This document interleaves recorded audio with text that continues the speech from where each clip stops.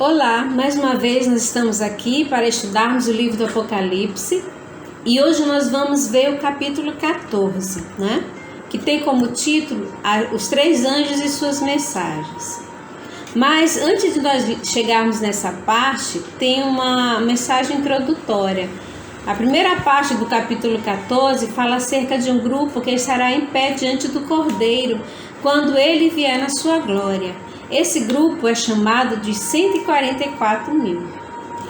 Nós já estudamos sobre ele quando vimos o capítulo 7 de Apocalipse. E aqui é uma nova menção sobre esse grupo, para a gente ver a importância dos 144 mil. Okay? Em Apocalipse 14, verso 1 ao 5, diz o seguinte: Olhei e eis o Cordeiro em pé sobre o monte Sião, e com ele 144 mil, tendo na fronte escrito o seu nome e o nome de seu pai. Ouvi uma voz do céu como voz de muitas águas, como voz de grande trovão. Também a voz que ouvi era como de arpista, quando tange a sua harpa. Entoava um novo cântico diante do trono, diante dos quatro seres viventes e dos anciãos. E ninguém pôde aprender esse cântico, senão os 144 mil que foram comprados da terra. São estes que não se macularam com mulheres, porque são castos. São estes seguidores do Cordeiro por onde quer que vá. São os que foram redimidos dentre os homens, primícias para Deus e para o Cordeiro. E não se achou mentira na sua boca, não tem mácula. Nós já vimos que esse número é figurativo, né? É simbólico, assim também como a descrição deles, né? Na verdade, os 144 mil aqui descritos são homens e mulheres, meninos e meninas, que permanecerão firmes em sua fidelidade a Deus. São os crentes que passarão pela grande tribulação dos últimos dias e sairão vencedores. Não se achou mentira em seus lábios, não aceitaram se envolver com falsas doutrinas. Venceram toda e qualquer tentação quanto a adorar a besta e a sua imagem. Por isso, eles terão o privilégio de seguir ao Cordeiro onde quer que esse vá. Tudo suportaram pela fé, crendo que o rei de Israel estava no meio deles. Tanto a formação deste grupo quanto as três mensagens que se seguem, dadas pelos três anjos, elas ocorrem no período final da história da humanidade, que antecede a volta de Jesus e o juízo final. Na verdade, João agora tem uma visão. E essa visão fala sobre a primeira mensagem angélica, que está no verso 6 a 8 do capítulo 14. Vi outro anjo voando pelo meio do céu, tendo o evangelho eterno para pregar aos que se assentam sobre a terra, e a cada nação e tribo e língua e povo, dizendo em grande voz: Temei a Deus e dai-lhe glória, pois é chegada a hora do seu juízo. E adorai aquele que fez o céu e a terra e o mar e as fontes das águas. Queridos, essa mensagem está anunciando a chegada da hora do juízo, né? O juízo de Deus ele está dividido em 4 partes. A primeira parte é o juízo antes da volta de Jesus, o julgamento, melhor dizendo, antes da volta de Jesus, que é chamado do juízo investigativo. É aquele juízo que está descrito lá em Daniel 7, de 9 a 14, verso 26 e 27, que fala que ia ocorrer após o término de 2.300 anos, né, da profecia de Daniel 7. Ou seja, o ano de 1844 terminou esse período e então teve início esse juízo. Nós já estudamos também sobre essa questão, né? A segunda fase do juízo é o julgamento por ocasião da volta de Jesus. Lá em Mateus 25, verso 31 e 46, tem a comparação, né, dos perdidos e dos salvos com as ovelhas e com os bodes. Vai ser aquele momento em que Jesus vai dizer para os que estiverem à sua direita: Vinde, benditos de meu Pai, possuí por herança o reino que vos está preparado desde a fundação do mundo. E vai dizer aos que estão à sua esquerda: Apartai-vos de mim, malditos, para o fogo. Né? Então, essa é a segunda parte do juízo de Deus. A terceira parte do juízo é o julgamento durante 1 milênio. Nós vamos estudar, quando chegarmos no capítulo 20 do Apocalipse, vamos estudar mais detalhadamente essa fase do juízo. E a quarta e última parte do juízo de Deus é o julgamento no final do milênio, né? Quando Jesus retorna à terra com os santos para destruir Satanás, os seus anjos e todos os ímpios, restaurar essa terra e aí então dando a sentença para cada um. Os que aceitaram a salvação em Jesus vão possuir o reino, vão habitar na nova terra, e aqueles que rejeitaram o convite de Jesus irão para o fogo junto com o diabo e seus anjos, ok? A proclamação desta primeira mensagem teve seu cumprimento desde o início do tempo do fim, né? Nós já vimos essa data de 1798, já batemos bem nessa tecla aqui, né? Já falamos bastante sobre essa data. É o período que termina os 1260 anos de supremacia papal. A partir desse período aí, teve início o tempo do fim, que vai até a volta de Jesus, quando ele vier e vai destruir todo esse mundo, né? Alguns nomes de renomados pregadores que deram esta mensagem foram os seguintes: Manuel Lacunza, Edward Irving, José Wolff, Henry Drummond, Lewis Way, Horácio Bonar, Johann Richter, Leonardo Kelber, Alexander Cate, George Miller, Thomas Playford, entre outros. Muitos homens saíram para pregar esta mensagem do primeiro anjo, mas o maior destaque à proclamação desta primeira mensagem angélica deve ser ao batista Guilherme Miller. Nós já falamos também sobre ele, que ele até chegou a estabelecer uma data para a volta de Jesus, o ano de 1844, pois ele interpretou a profecia dos 2.300 anos e acreditou que a terra seria o santuário a ser purificada, né? Depois de algum tempo, os remanescentes desse movimento millerita entenderam que o cálculo estava correto, o que estava errado era a interpretação, certo? Ou seja, o santuário estaria no céu e a primeira fase do juízo, então, teve o seu início, ok? Mas quem que será julgado? De acordo com 2 Coríntios 5:10, nós lemos assim: porque importa que todos nós compareçamos perante o tribunal de Cristo, para que cada um receba segundo o bem ou mal que tiver feito por meio do corpo. Então, queridos, todos compareceremos diante do tribunal de Deus, mas somente aqueles que confiaram nos méritos do sangue de Cristo é que vão ser absolvidos e que vão ser salvos. Somente os que aceitaram o sacrifício meritório de Jesus, ok? Mas qual é a regra utilizada para o julgamento de Deus? De acordo com Tiago 2:10-12, nós lemos o seguinte: pois qualquer que guarda toda a lei, mas tropeça em um só ponto, se torna culpado de todos. Porquanto aquele que disse não adulterarás, também ordenou não matarás. Ora, se não adulteras, porém matas, vens a ser transgressor da lei. Falai de tal maneira e de tal maneira procedei, como aqueles que iam ser julgados pela lei da liberdade. Ou seja, esses mandamentos que Tiago refere aqui, eles se encontram aonde? No Decálogo. Então, a lei a que ele está se referindo é a lei dos 10 mandamentos. Essa que vai ser a regra do julgamento de Deus, ok? O homem, ele só é salvo pela graça, isso é fato, todos nós já sabemos, de acordo com o que está em Efésios 2:8. Mas o homem vai ser julgado por suas obras. Nós seremos julgados pelas nossas obras, pelos motivos do nosso coração, de acordo com Apocalipse 22, verso 12. Pois Deus vai trazer a juízo todas as coisas, até mesmo aquelas que estão encobertas, de acordo com Eclesiastes 12, no verso 14, ok? Então, a lei de Deus, os 10 mandamentos, é a regra do julgamento que Deus vai usar no juízo, ok? Nesta mensagem também há um chamado para nós adorarmos aquele que fez o céu, a terra, o mar e a fonte das águas. Somente Deus é digno de toda adoração, porque só Ele é o Criador. Ele é o nosso Criador. Aqui há uma semelhança com o 4º mandamento da lei de Deus, que nos ordena também a lembrar de quem nos criou. Vamos ler o que diz lá em Êxodo 20, de 8 a 11?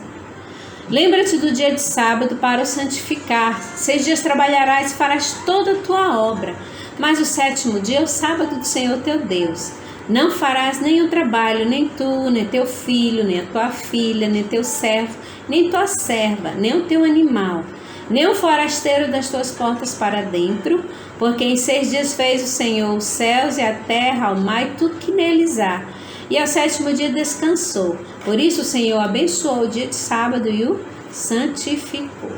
Então, meus queridos, o sábado, ele não é outra coisa senão um constante lembrete de que Deus é o nosso Criador e que a nossa adoração deve ser dedicada somente a Ele, ok? Essa é a finalidade do sábado, é nós relembrarmos a cada semana que Deus é o nosso Criador, certo? E que nós devemos adorar somente a Ele, não e nada mais, ok? Qual o anúncio feito então pelo segundo anjo? Em Apocalipse 14:8 nós encontramos a segunda mensagem angélica, que diz assim: seguiu-se outro anjo, o segundo, dizendo: Caiu a grande Babilônia, que tem dado a beber a todas as nações do vinho da fúria da sua prostituição. Certo? Nós já vimos aqui que Babilônia representa todo aquele sistema que vai contra a autoridade de Deus, que está sempre afrontando a Deus. E a sua queda refere-se ao abandono das doutrinas puras, como foram ensinadas por Jesus, ou seja, a simplicidade do Evangelho, certo? E esta é a primeira vez que aparece o nome Babilônia aqui no livro do Apocalipse. A cidade de Babilônia ela foi fundada por Nimrod, sendo a sua base a Torre de Babel, que desde seu início o principal propósito é desafiar a Deus. Se vocês voltarem lá ao Gênesis, né, vocês vão encontrar a história da construção da Torre de Babel. Por que os homens resolveram construir essa torre? Deus já tinha dito que o mundo nunca mais ia ser destruído pela água, mas eles, querendo afrontar a palavra de Deus, disseram: não, vamos construir uma torre que chegue até aos céus, para que nosso nome seja célebre. Se vier as águas do dilúvio novamente, a gente tem como escapar, certo? Mas Deus, na sua onisciência e na sua sabedoria, o que Ele fez? Ele dividiu a linguagem das pessoas nessa época, né? Justamente confundiu, e eles não conseguiram mais terminar de construir essa torre. Por isso é que foi chamada Torre de Babel, que significa torre de confusão. E enquanto Jerusalém tornou-se o centro do governo terrestre de Deus, Babilônia tornou-se o centro do governo de Satanás. Na verdade, Babilônia representa todas as corporações e movimentos religiosos que se desviaram da verdade, desafiando a autoridade divina.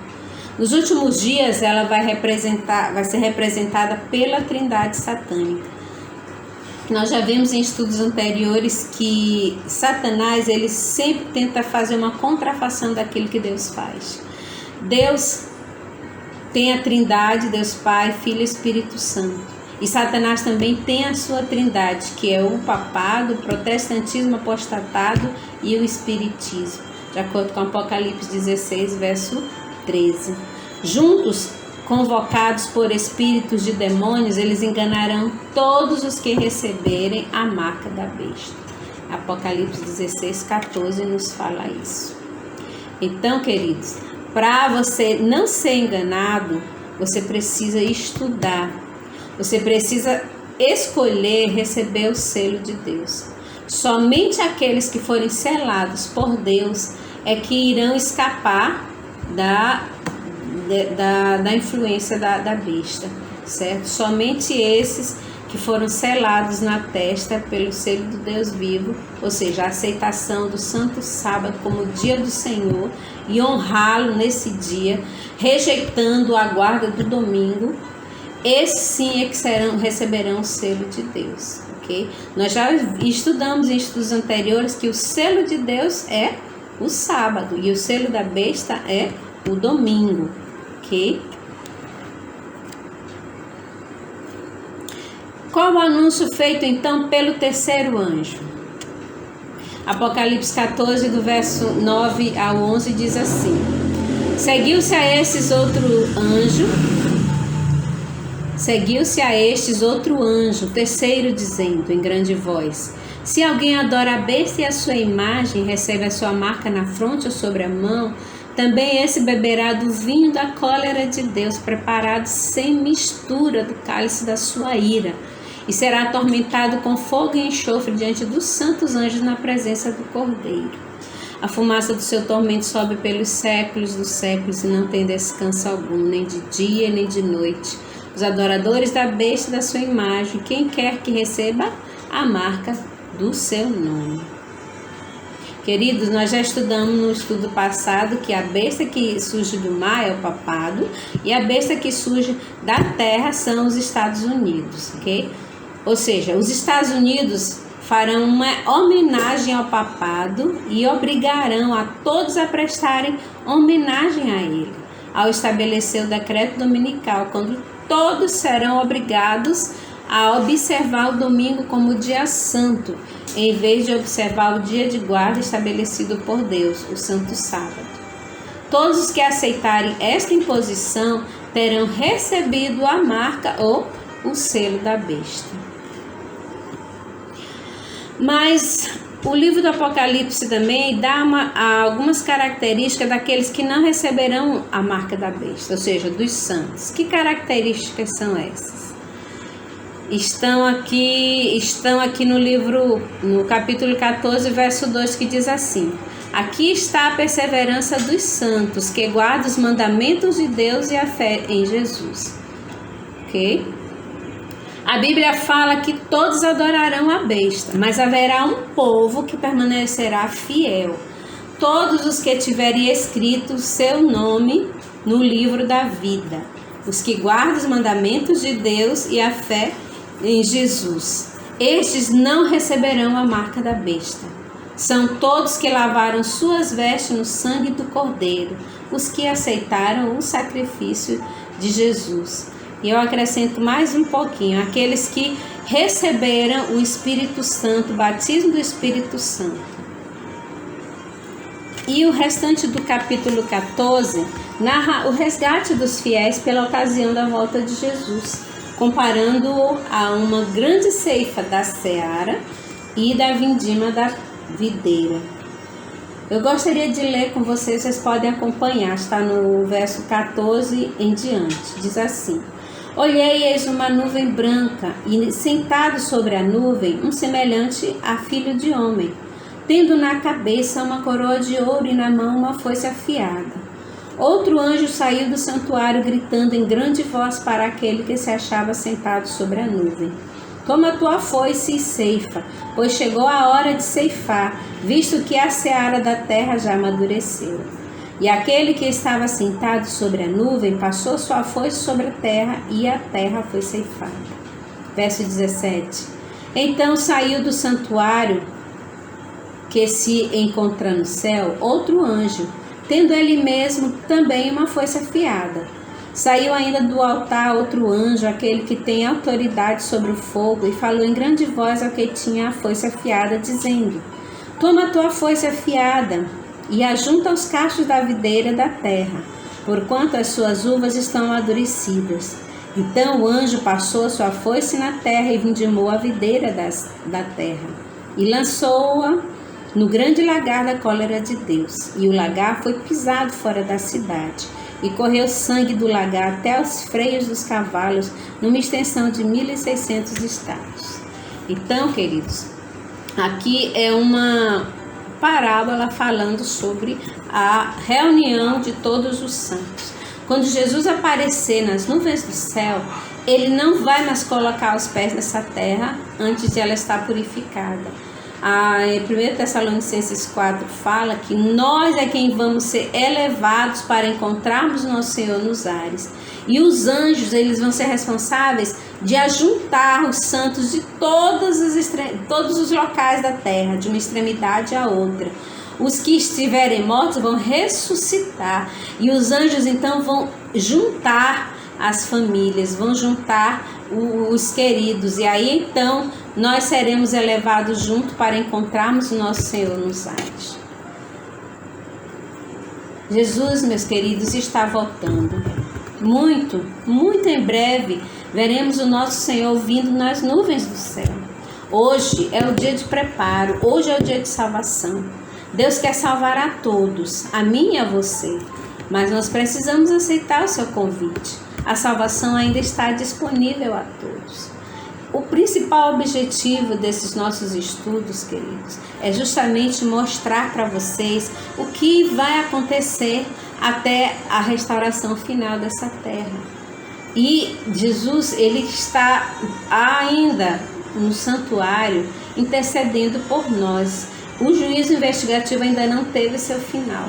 Quando ele terminar o juízo investigativo, aí não vai mais haver chance de salvação para ninguém. Todos os que aceitaram o sacrifício de Jesus, que lavaram as suas vestes no sangue do Cordeiro, serão salvos. E os que rejeitarem, infelizmente, vão receber a marca da besta e vão sofrer os flagelos das últimas 7 pragas. Vão sofrer o juízo de Deus, como diz a última mensagem. O vinho da cólera de Deus preparado sem mistura de misericórdia. Então você imagina como isso vai ser terrível. E por enquanto Jesus, ele quer que a gente está estendendo esse convite para nós. Ele quer nos salvar. Ele não quer que a gente sofra isso. Por isso é que esta mensagem de salvação chegou até você. Então que você procure conhecer cada vez mais. Medite sobre essas palavras que a gente falou aqui. Pesquisem por vocês mesmos. Busque a orientação de Deus. Peça que Deus lhe dê sabedoria. Peça que Ele lhe dê discernimento, a fim de que você possa fazer as escolhas certas. Então, meu desejo nesse momento é que você aceite esse convite que Jesus está fazendo para você. Não deixe passar essa chance de salvação. Que Deus o abençoe.